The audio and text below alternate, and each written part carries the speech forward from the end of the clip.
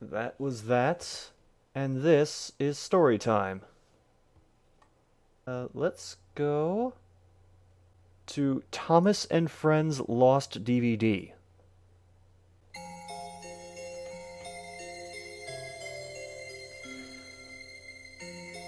I was bored out of my mind, so I went to Amazon to buy something. I was a fan of Thomas and Friends. I had all the toys. I had Bachmann models of them. I only had 4 Bachmann Thomas trains. Excuse me for a moment. I had only Thomas, Percy, Gordon, and Toby. I had Trackmaster and Take and Play models. I found a Thomas DVD. The name was unknown. I ordered it anyway. I waited for the DVD. I heard a knock at the door. That it was the DVD. The person who gave it to me said, thank you for buying this. My nightmares are over." And he ran away happy. So you know how when you buy something on Amazon, the person who owns it delivers it to you themselves? I was wondering what he was so excited about. Part 1.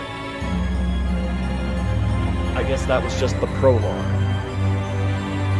So I put the DVD in my DVD player. The intro was normal, but Thomas was going slow. So was the music. As the intro ended, it showed a picture of Thomas engines at Knapford. It seemed normal to me. The faces were normal. It showed this for about 20 seconds. It then cut to Thomas puffing so fast he derailed. Parts were broken. That's the end of part 1. It also came with other parts of the DVD. On to part 2 now. Part 2. As part 1 ended, I found part 2 for the DVD. Yes, that's usually how that works. I took it and put the part 1 DVD out of my DVD player and put part 2 in. How much of part 2 is just explaining the start of part 2? It started with an image of Thomas. He had an O face. Oh, that's inappropriate. I do not need that mental image of Thomas. His eyes were white. I heard evil, scary laughter. I was so scared. The image disappeared, and then a Thomas jump scare came to me. So, is it just his face flashing up with a really loud toot toot? It freaked me out. Part 2 then ended. I didn't want to put part 3 in, but curiosity got the better of me. Crappypasta drinking game is every story you read, just take a big drink every time someone mentions curiosity. Part 3. Well, I was so scared of this, I put part 2 out and put part 3 in. You were so scared that you just kept doing the thing that was scaring you. There were a total of 4 parts. I can tell by looking at the stories now. Part 3 began with Thomas crying sadly. It was realistic crying. He then puffed to James and said he hated his life. He told James he had a secret.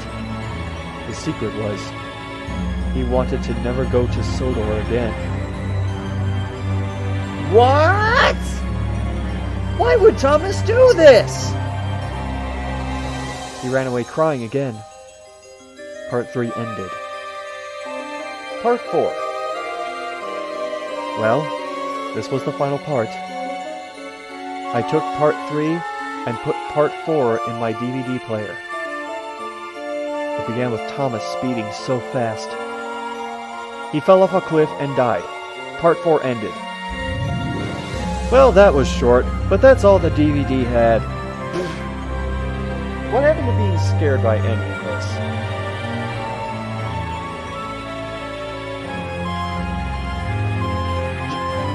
riveting. You know, that was... Fuck it, I'm going to read another one. Because I had 2 Thomas stories lined up. This is Thomas the Train Engine, The Horrible Backstory.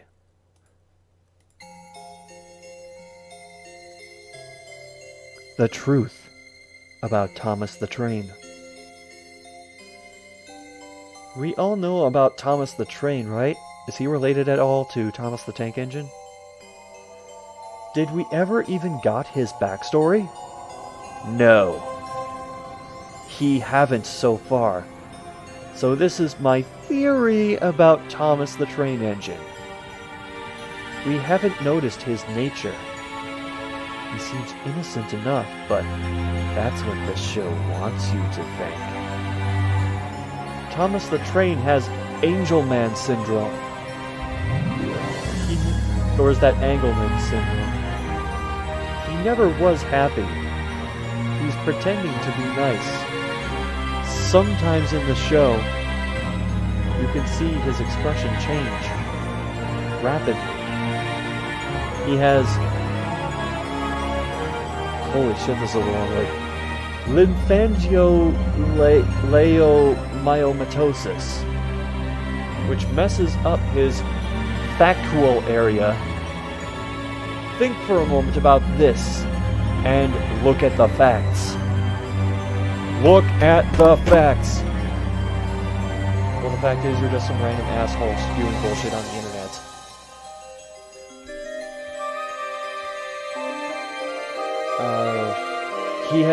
He always been shattered with attention. Shattered with attention? His friends really care about him. And then that just ends?